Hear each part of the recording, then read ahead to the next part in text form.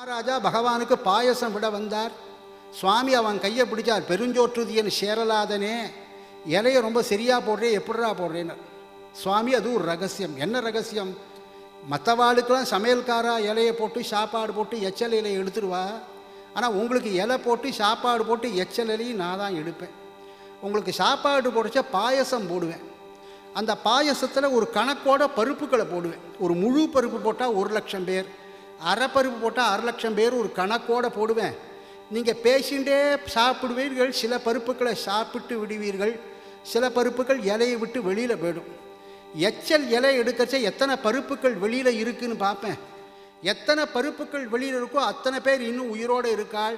உங்கள் குக்ஷிக்குள்ளே எவ்வளவு பேர் போயிட்டாலோ அவ்வளவு பேர் போயாச்சு தெரிஞ்சு போடுறேன் நான். அந்த பருப்புக்கு அதுக்கு முன்னாடி என்ன பேரோ தெரியாது. முந்தி இருந்தவரை கணக்கு எடுத்த பருப்பு ஆதலின் முந்திரி பருப்புன்னு மகான்கள் பேரை வச்சான். தமிழில் முந்திரி கணக்குன்னு ஒரு கணக்கே உண்டு. 1/301 போட்டால் அதுக்கு முந்திரி கணக்குன்னு பேர். இந்த 301க்கு என்ன விசேஷம்? 301 2ஆல் வகுத்தா 2 150 300 மீதி 1, 3ஆல் வகுத்தா 3 100 300 மீதி 1, 4ஆல் வகுத்தா 4 75 300 மீதி 1, 5ஆல் வகுத்தா 5 60 300 மீதி 1, 6ஆல் வகுத்தா 6 50 300 மீதி 1, 7ஆல் வகுத்தா சரியா போயிடும். அப்படி மன்னன் சேரன் கூட்டும் தின்றான், விதுரன் கொடுத்த தோலை தின்றான். பஞ்சபாண்டவர்களுக்கு தூது வரக்கூடிய நேரம், பகவான் யார் வீட்டில் சாப்பிடலான்னு நினைச்சவன் விதுரன் வீட்டு வாசல்ல வந்து நிற்கிறான். ஆஜுகரியாயே விதுரகரு பாவனா, ஆஜுகரியாயே விதுரகரு பாவனா, விதுரகரு பாவனா, ஆஜுகரி ஆயே விதுரகரு பாவனா. विदुर नहीं ते घर विदुराणी, आवत देखे सारंग पानी, कूली अंगन मारे भोजन कहा करावण, आज गरी आये. பகவான் வரக்கூடிய நேரம் விதுரன் வீட்டில் இல்லை, அவன் பத்தினி மாத்திரம் தான் இருந்தாள். எண்ணெய் தேய்ச்சிட்டு இருந்தாள். பகவானை சுவாகதம் சொல்லி உள்ள கூட்டா. சுவாமி சொன்னால் ரொம்ப பசிக்கிறது, சாப்பாடு போடுறீன்னா. சுவாமி ஒரு 10 நிமிஷம் பொறுத்துக்கோ, சமையல் பண்ணுறேன்னா. அது வரைக்கும் பசி தாங்காது, ஏதாவது கொடுனா. எதை கொடுக்கறது நினைத்தவள் கொல்லப்புறத்தில் வாழைத்தோட்டம் போட்டிருந்தாளாம். நேர ஓடினாள்.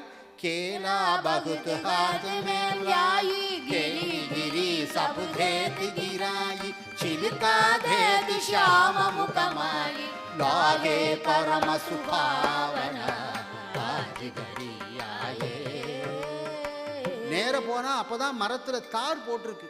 பழமா காயா நினைச்சாளா? பகவானுடைய பசி ஆத்தனம்ன்ற ஒரே எண்ணம், அதை பறிச்சுன்னு வந்தாள்.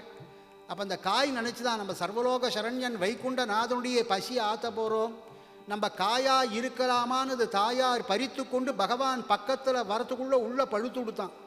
அந்த பழம் இன்னைக்கு இருக்குது. அந்த பழத்துக்கு என்ன பேர்? பச்சை பழம்னு பேர். மேலே பார்த்தா பச்சையாக இருக்கும், உள்ள பழுத்து இருக்கும். கேவலம் வாழை மரத்துக்கு எப்பேற்பட்ட பக்தி! பகவானிடத்தில் போகணும்னு நினைத்த மாத்திரத்தில் தன்னை பழுக்க வைத்துண்டு. சரி, அதை கொண்டு வந்தவளாவது ஒழுங்கா பகவான்கிட்ட கொடுத்தாளா? தோலை அறிந்து கலி தூர எறிந்து வெறும் தோலை தூணிந்தோரு தந்தானல்லவோ. தோலை உரிச்சாள், பழத்தை கீழே போட்டா. பகவான்கிட்ட தோலை கொடுக்குறா. பஞ்சபாண்டவர்கள் எப்படி இருக்காரு ஒரு தோல், திரௌபதி எப்படி இருக்காள் ஒவ்வொரு தோலா கொடுக்குறா. இவனாவது என்னம்மா தோலை கொடுக்குறேன்னு கேட்டானா? இவனும் வாங்கி சாப்பிட்டான். 1 டசன் சாப்பிட்டானா, 2 டசன் சாப்பிட்டானா, யாருக்கு தெரியும்? इतने मागी विदुर जियाए, इतना वचन सुनाए, छिलका भेद श्याम मुकमाई, कहा गवाई भावना. அந்த சமயத்தில் விதுரன் வந்துட்டான். பார்த்தா பகவான் தோலை சாப்பிட்றத பார்த்தான். சுவாமி இவ சரியா சாப்பாடு போடல, நான் போடுறேன்னு சொன்னோன்னு ஒரு பெரிய தலைவாழையிலே கொண்டு வந்து போட்டான்.